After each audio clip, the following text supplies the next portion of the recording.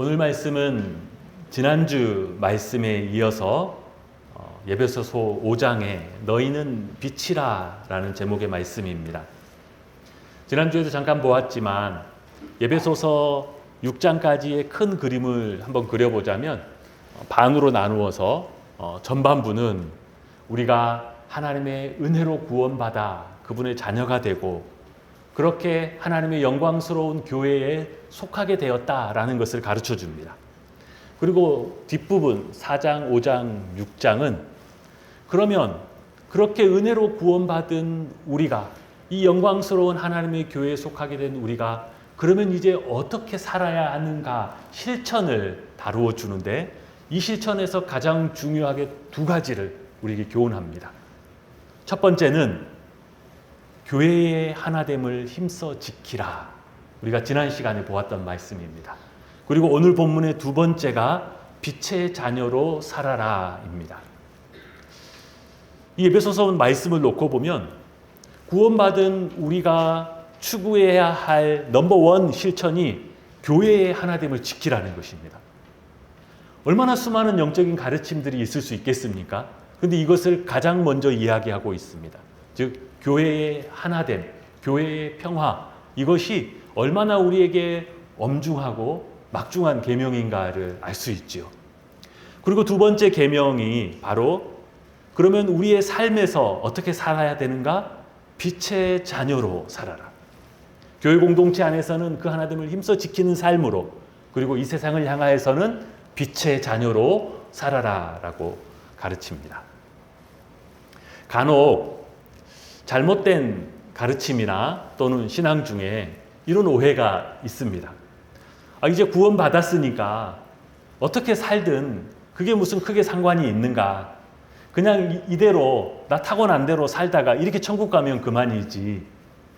어차피 나는 잘 안 변하는 죄인이고 또 어떻게 살더라도 구원은 취소되지 않는다고 그러니까 그냥 이렇게 살면 되는 것이 아니냐. 이것만큼 하나님이 우리에게 주신 구원을 오해하는 말이 없습니다. 여러분, 세상에 어떤 사람이 자녀를 낳고 양육하면서 이 아이가 나중에 어떻게 살든 내 할 바 아니다 라는 부모가 어디 있겠습니까? 그런 부모는 단 한 사람도 없을 것입니다. 사랑하고 애써서 양육하는 만큼 기대와 꿈을 가지죠. 이 아이의 장래가 어떠하면 좋겠는지. 하나님은 독생자 예수 그리스도를 피 흘리게 하신 그 값으로 우리를 죄에서 구원하셨습니다. 그 큰 값을 치르고 우리를 건져 구원하셨는데 어떻게 구원 이후 우리의 삶에 대해서 아무런 목적이나 기대가 없을 수가 있겠어요? 구원의 목적과 이유가 있다는 것입니다. 그 이유는 하나님께서 우리를 자녀 삼으셔서 사랑하시고 하나님이 처음 우리 인간을 지으셨을 때 가졌던 그 기대대로 우리가 그 거룩하신 복되신 하나님과 교제할 수 있는 착하고 의롭고 진실한 자들로 변화되어 가는 것입니다. 즉 성화되어 가는 것이죠. 그러니 구원받았으니 이제 어떻게 사는가의 문제는 별로 중요하지 않다. 이것은 결코 하나님이 우리에게 주신 그 구원에 대한 바른 이해라고 할 수 없는 것입니다. 그런데 우리는 구원을 받아 하나님의 자녀가 된 우리의 모습을 우리가 스스로 되돌아보면 과연 그 하나님의 구원의 목적에 내가 걸맞게 거룩한 삶으로 살아가고 있는가? 오늘도 이렇게 주일날 예배당에 나와서 기도하고 또 나의 삶을 되돌아보면 참 떳떳하고 자랑스럽기보다는 오히려 참 마음의 부담도 되고 오히려 하나님 앞에 회개하면서도 부끄러울 때가 더 많은 것이 우리의 모습이라고 할 수 있지요. 오늘 본문에 잠자는 자여라는 표현이 있습니다. 이 잠자는 자여라는 뜻은 예배 시간에 좋은 자를 얘기하는 게 아니라 어떤 자를 이야기하는가? 예수를 믿으면서도 하나님의 자녀가 되었으면서도 교회에 출석하는 것 외에 믿지 않은 자들과 똑같은 모습으로 살아가는 사람들, 그 사람들을 향하여 외치는 소리입니다. 주일에 교회에 와서 예배 드리는 것, 그리고 예수 그리스도에 대해 물으면 그 신앙 고백을 합니다. 들어보면 예수 믿는 사람이 틀림없고 구원받은 사람이 틀림없습니다. 그런데 교회 외의 삶을 보면 주일 빼고 다른 날들은 믿지 않는 자들과 똑같은 것이죠. 분명 살아있습니다. 살아있는데 불구하고 영적으로 죽은 자들, 이 세상 사람들, 구원받지 못한 사람들 사이에서 잠자고 있습니다. 그 사람들 사이에서 눈 감고 똑같이 누워있으니 겉으로 봐서는 구별이 안 되는 것이죠. 하나님의 뜻은 영적으로 잠자는 자들이 그 죽은 자들 가운데서 속히 깨어나 일어나는 것입니다. 오늘 말씀도 11절 12절에 보면 너희는 열매 없는 어두움의 일에 참여하지 말고 도리어 책망하라. 그들이 그 죽은 자들, 그 세상 사람들이 행하는 것들, 그것은 말하기도 부끄러운 것들이다 라고 합니다. 우리가 좀 전에 말씀드렸듯이 한 주간의 삶을 돌아보고 하나님 앞에서 나를 돌아볼 때 또 오늘 이런 말씀을 들으면 마음의 부담도 되고 또 스스로의 부끄러운 마음도 듭니다. 여러분 마음속에 이런 마음이 있다면 여러분 일단 적어도 죽은 자는 아니라는 뜻입니다. 여러분 일단 축하드립니다. 일단 죽은 자는 아니다라는 뜻이에요. 왜냐하면 죽은 자들은 그런 부담이나 부끄러움 자체를 느끼지 못하기 때문입니다. 영적으로 생명이 있고 영적으로 구원을 받아 하나님의 자녀이기 때문에 그런 부담과 그런 찔리는 마음이 여러분 안에 생겨나는 것이죠. 일단은 죽은 자가 아니고 살아있는 자이다라는 것도 감사하지요. 그러나 그렇다고 또 그렇게 끝내고 돌아갈 문제도 아니지요. 주님은 이렇게 말씀하시죠. 그러므로 이르시기를 잠자는 자여 죽은 자들 가운데서 일어나라. 죽은 자가 아님에도 살아있는 자임에도 불구하고 죽은 자들 가운데 그들과 똑같은 모습으로 똑같은 삶으로 있는 자들. 그러나 이제 주님의 빛이 비추었고 하나님의 말씀이 우리의 영혼을 흔들어 깨우고 있으니 일어나라 라고 하십니다. 그러면 왜 빛의 자녀들, 구원받고 하나님의 자녀가 된 사람들이 이 세상의 모습, 어둠의 자녀들의 모습에 쉽게 따라가고 동화되어 가는가? 왜 구별된 삶으로 서지 못하는가? 그 이유에 대해서 기독교 영성가인 헨리 나우에는 그의 책에서 그 이유는 바로 그리스도인이 내가 누구인지 자기 정체성을 잃어버리고 또 자기 정체성이 약해지고 있기 때문이라고 진단합니다. 빛의 자녀인 그리스도인들이 내가 누구인지, 내가 어떤 존재인지 스스로 명확하지 않기 때문에 그에 따라서 내가 어떻게 살아야 하는지도 명확하지 않게 되고 그러다 보면 그냥 세상 사람들이 다 가는 모습으로 가게 된다는 것이죠. 자기 자신이 명확하게 누구인지 알지 못하면 내가 무엇을 해야 하는지도 알기 어렵습니다. 여러분, 아버지 된 사람이 자기가 아버지다라는 것을 바로 인식하지 못하면 아버지 노릇을 제대로 못하게 되죠. 자기가 아버지인 것도 지금 깨닫지 못하고 있는데 무슨 아버지 노릇을 하겠습니까? 누군가의 아버지라는 그 정체성이 얼마나 고귀하고 막중하고 또 복된 것인지 제대로 알지 못하면 고작 하는 일이라는 것이 무엇이겠어요? 무책임하게 그냥 술이나 먹고 아이들은 나 몰라라 방치하고 화나면 화나는 대로 성질이나 부르고 밥상이나 뒤엎고 그런 것뿐이죠. 국회의원이 국민의 대표라는 자기 정체성을 잃어버리면 자기가 국민에 의해서 위임된 자리에 있다는 것을 잃어버리면 정작 자기가 해야 할 국민을 대변해야 한다는 본연의 사명을 깨닫지 못합니다. 자신의 본연의 사명을 행하지 못하지요. 그러면 그들이 하는 일이라는 것이 결국 어떤 거예요? 결국 자신들의 정파적 이익을 따라서 몰려다니고 뒤로는 부정부패나 자기 욕심이나 챙기고 또 사람들 사이에서는 내가 말이야 거드름이나 피우고 교만하게 자기 권세나 부리는 것이 고작이지요. 다 어디에서부터 실패한 거예요? 자기가 누구인지를 제대로 깨닫지 못하는 데서부터 시작된 것입니다. 그런데 이런 일은 우리의 신앙에서도, 믿는 우리의 삶에서도 똑같이 일어날 수 있다는 것이죠. 나의 분명한 영적인 정체성이 곧 내가 어떤 모습으로 살아야 하는지까지 연결되어 있음을 알려줍니다. 오늘 하나님의 말씀은 믿는 우리에게 우리가 누구인지, 우리가 어떤 존재인지 8절 이렇게 말합니다. 너희가 전에는 어둠이더니 이제는 주 안에서 빛이라. 이 본문은 우리가 믿음으로 하나님의 자녀가 됨으로 우리에게 일어난 두 가지 중대한 변화를 이야기해 주는데요. 첫 번째는 이렇게 살펴볼 수 있습니다. 이 똑같은 구절을 공동번역에서는 이렇게 풀어서 설명해 놓고 있는데요. 여러분이 전에는 어두움의 세계에 살았지만 지금은 주님을 믿고 빛의 세계에서 살아가고 있습니다. 즉, 첫 번째 변화는요. 이전에는 우리가 어디에서 살았어요? 어둠의 영역, 어둠 속에서 살았습니다. 그러나 이제 구원받은 이후에는 빛 안에서, 빛의 영역에서 살고 있습니다. 즉, 우리의 거주지가 바뀌었죠. 전에는 어두운 곳에서 살았지만 이제는 우리가 거하고 살고 있는 우리의 거주지가 빛의 영역으로 바뀐 것입니다. 그런데 이 거주지의 변화보다 더 중대한 변화가 있는데 그것이 우리가 함께 읽은 이 개역 개정 성경에서 조금 더 명확하게 드러내 줍니다.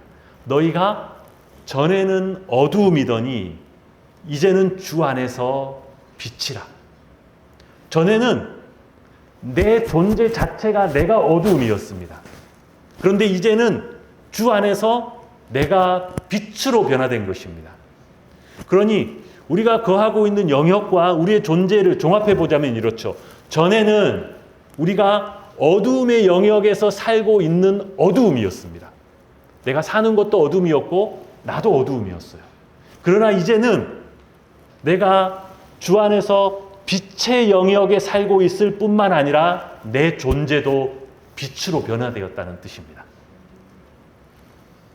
우리가 믿기 전에는, 아직도 전 믿지 않는 자들은 그들 존재 자체가 어두움입니다. 그리고 그 어두운 자기의 행위들이 드러날까 봐 어두움 속에 있는 것을 더 편하게 생각합니다. 더 좋아해요. 그러나 이제 그리스도께서 우리 안에 오셔서 그분이 우리의 영원한 생명이 되심으로 우리가 빛이 되었고 또 그분의 빛 아래 살게 된 것입니다. 그러면 죽은 자들 사이에서 잠자는 자들, 오늘 본문이 지적하고 있는 이들은 어떤 이들이냐? 주님의 은혜 가운데 하나님의 자녀가 되어서 빛이 되었습니다. 빛이 되었는데 거주지를 어디로 하고 있는 거예요? 어둠 속으로 하고 있는 것입니다. 스스로 빛인데 빛 아래 거해야 될 사람이 여전히 어둠 속에 거하고 있는 것이죠. 오늘 성경은 왜 거기에 그러고 있느냐? 내가 이미 빛인데 왜 아직도 어두움인 것처럼 그 어두움 속에서 있느냐? 빛으로 살아라. 죽은 자들 가운데서 깨어 일어나라 라고 하십니다. 그러면 아직도 내가 스스로 돌아보기에 나는 연약한 것 같고 난 너무나 부족한 것 같은데 그런 내가 어떻게 그렇게 빛으로 살아갈 수 있는가? 오늘 본문이 알려주는 그 첫 번째 비밀은 우리가 이미 빛이라는 진실입니다. 하나님은 오늘 말씀에 너희가 이제는 주 안에서 빛이라 이렇게 선언하고 계십니다. 다시 말하면 주님은 너희가 한번 좀 열심히 좀 노력을 좀 해서 어둠을 물리치고 좀 빛이 되어보라. 좀 힘을 내봐. 이렇게 말하는 것이 아닙니다. 주님은 이미 너희가 주 안에서 빛이다 라고 선언하시고 그러므로 그 빛으로 살아라 라고 명하고 계십니다. 주님은 우리에게 우리가 이미 빛이다 라고 말하는데 우리는 이것이 잘 실감이 안 납니다. 잘 안 믿어져요. 그래서 주님의 말씀은 빛이다 라고 하는데 우리 마음속에서는 주님 저는 아직 아니에요. 주님 저는 아직 멀었습니다. 주님 저는 한참 더 노력해야 될 것 같아요.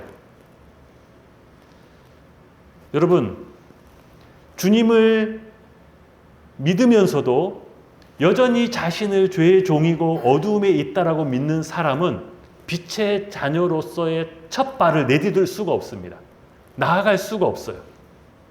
여러분, 빛의 자녀로 살아가기 위해서 필요한 첫 번째 통과해야 될 관문은 우리의 믿음의 문제입니다. 우리의 믿음, 즉 우리의 정체성이 어떻게 살 것인가와 연결되기 때문이죠. 반대로 우리를 어둠에 잡아두고 우리를 주저앉히려고 하는 마귀의 첫 번째 전략도 이것이죠. 먼저 우리의 생각과 믿음을 점령하는 것입니다. 마귀는 너는 아직 빛이 아니야. 네가 어떻게 빛이야? 네가 빛이면 세상에 빛 아닌 사람이 어디 있어? 한참 멀었어. 죽도록 노력하면 언젠가 될지는 모르겠지만 넌 아니야. 그러면서 자꾸 왜곡된 모습을 심어주죠. 우리는 이미 빛이다 라고 선언하고 계신 하나님의 말씀과 우리의 그 세상으로부터 들려오는 여러 가지 음성들 사이에 서게 됩니다. 우리가 고민은 할 수 있습니다. 우리의 모습을 되돌아보고 한 주의 삶을 되돌아보고 우리의 연약함, 나의 현 상황, 나의 능력 여러 가지 것들을 돌아보고 고민하고 씨름할 수는 있어요. 그러나 결론은 무엇으로 마무리되어야 돼요? 하나님의 말씀이 결론이 되게 해야 됩니다. 그럼에도 불구하고 나는 주 안에서 빛이다. 왜요? 하나님이 그리스도 안에서 나를 빛으로 변화시키셨기 때문입니다. 그래야 우리가 빛의 자녀로 우리의 발걸음을 뗄 수 있는 것입니다.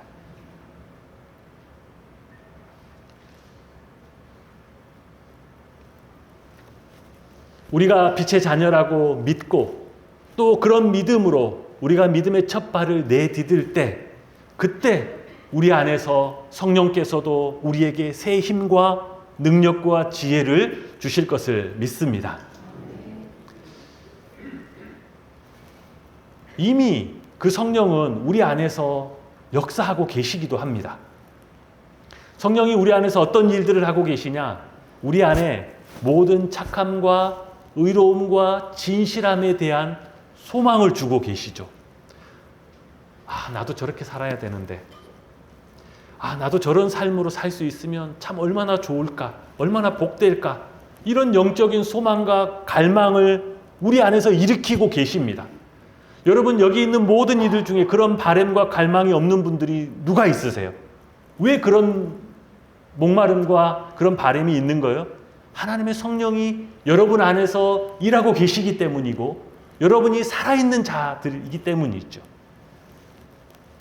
우리가 주일날 하나님 앞에서 스스로를 돌아보면서 부담과 영적인 부끄러움을 느끼는 이유도 사실은 우리가 이미 빛이기 때문에 일어나는 일입니다.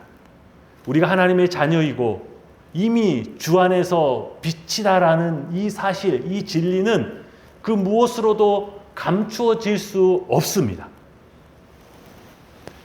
우리가 이미 빛이고 그 빛은 감출 수 없다라는 것은 이렇게도 비유해 볼 수 있을 것 같습니다. 여러분, 어렸을 때 조그만 손전등이나 전구 가지고 캄캄한 밤에 또는 이불 뒤집어 쓰고 어둠 속에서 그 빛을 이렇게 손으로 막 감싸지고 가려 보려고 했던 적 있으시죠? 여러분, 그 빛이 감추어집니까? 감추어지지 않습니다. 아무리 작은 전구라도 아무리 손으로 그것을 에워싸더라도 손가락 사이 벌겋게 삐져나오는 그 빛을 감출 수가 없어요. 예수님은 우리의 이런 빛 때문에 관하여 이렇게 말씀하셨습니다. 마태복음 5장에 보면 너희는 세상의 빛이라. 산 위에 있는 동네가 숨겨지지 못할 것이요. 이같이 너희 빛이 사람 앞에 비치게 하여 그들로 너희 착한 행실을 보고 하늘에 계신 너희 아버지께 영광을 돌리게 하라. 우리는 이미 빛입니다. 감출 수 없어요. 고대 이스라엘이나 모든 주변 나라들은 당시에 주요 도시들을 다 높은 언덕이나 산 위에다가 건축했습니다. 왜 그럴까요? 산 위에 성을 쌓으면 그 높이만큼 그 성의 안전이 보장되기 때문이고 전쟁이 나도 적의 공격을 쉽게 방어할 수 있기 때문이죠.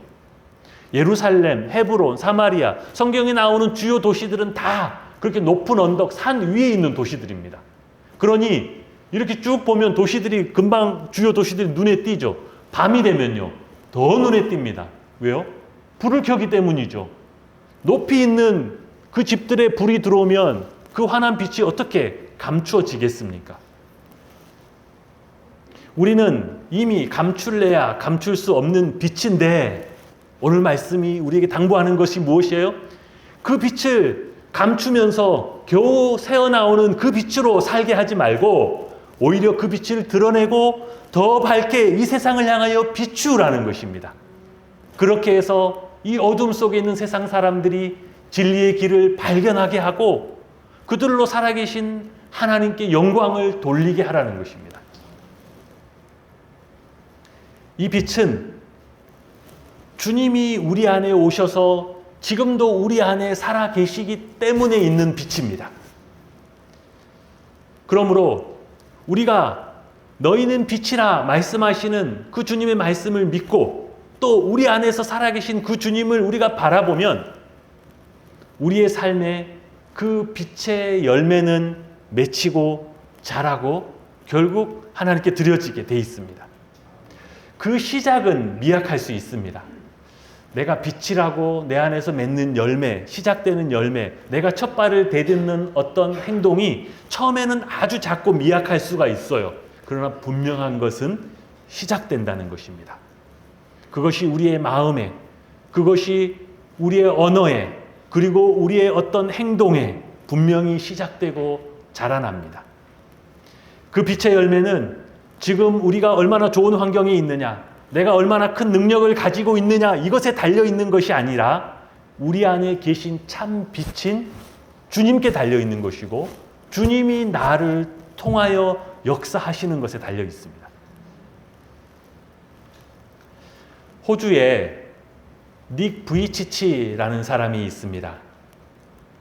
그는 태어나면서부터 테트라 아멜리아 신드롬이라는 희귀병으로 양팔과 한쪽 다리가 완전히 없는 상태로, 그리고 나머지 한쪽 다리도 사실 다리라고 할 수 있는 허벅지나 종아리는 전혀 없이 그냥 몸통에 발가락만 2개 달랑 달려있는 그런 모습으로 태어났습니다.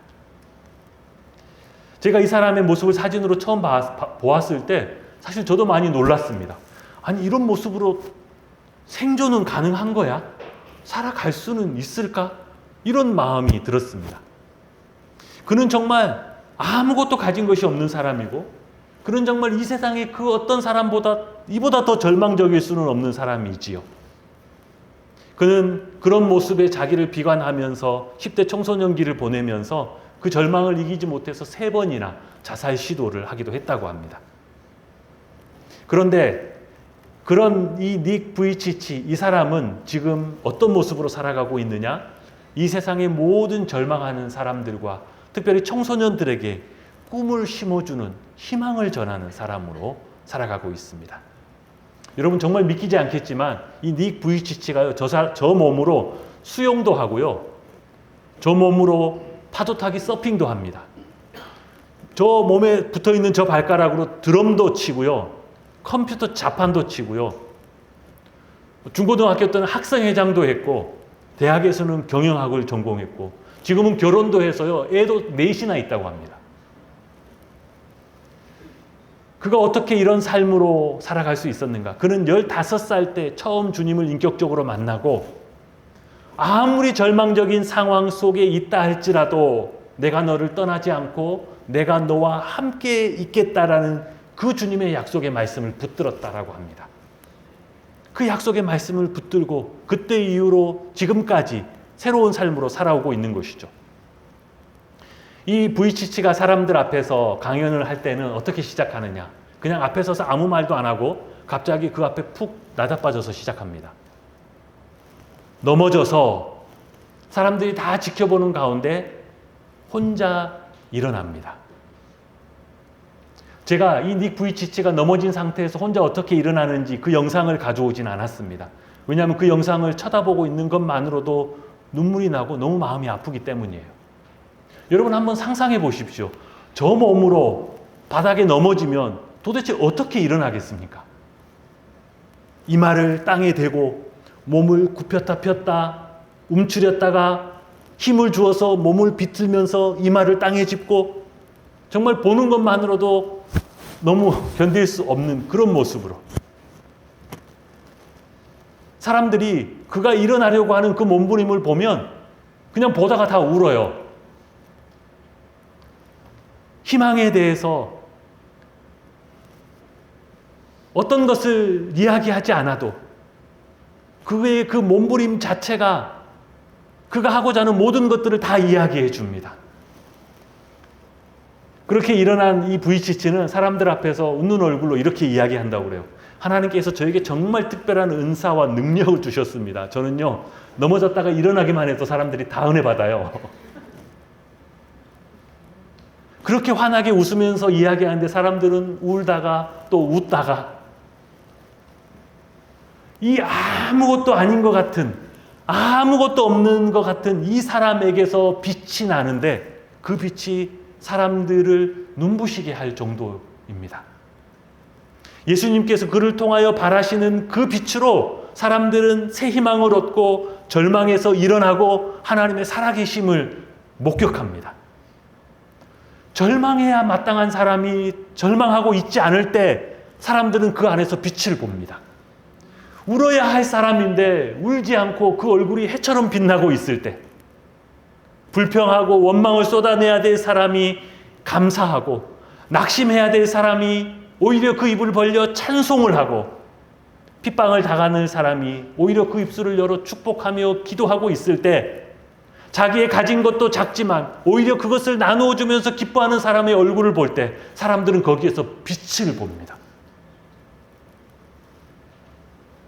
그 빛은 내 능력의 크기나 내가 하는 일의 크기에 달려있는 것이 아니에요.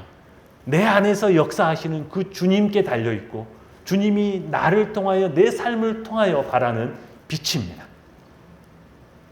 세상 사람들은 그 빛을 통하여 자신들에게 없었던 진리의 길을 발견하고 하나님을 발견하고 그분께 영광을 돌리게 됩니다. 오늘 성경은 우리에게 이렇게 말합니다. 너희가 전에는 어두움이더니 이제는 주 안에서 빛이라. 그러므로 이르시기를 잠자는 자여 깨어서 죽은 자들 가운데서 일어나라. 그리스도께서 너에게 비추이시리라. 여러분, 우리는 이미 주 안에서 빛인 줄 믿습니다. 우리가 이 빛으로 믿고 그 빛의 발걸음을 내디디면 주님께서 우리 안에서 역사하실 줄 믿습니다. 주님의 그 약속의 말씀을 붙들고 그 주님을 바라보면서 우리의 가정과 우리의 이웃과 우리의 일터, 우리가 만나는 모든 사람들 사이에서 비추는 빛으로 살아가시기를 주님의 이름으로 축복합니다. 아멘.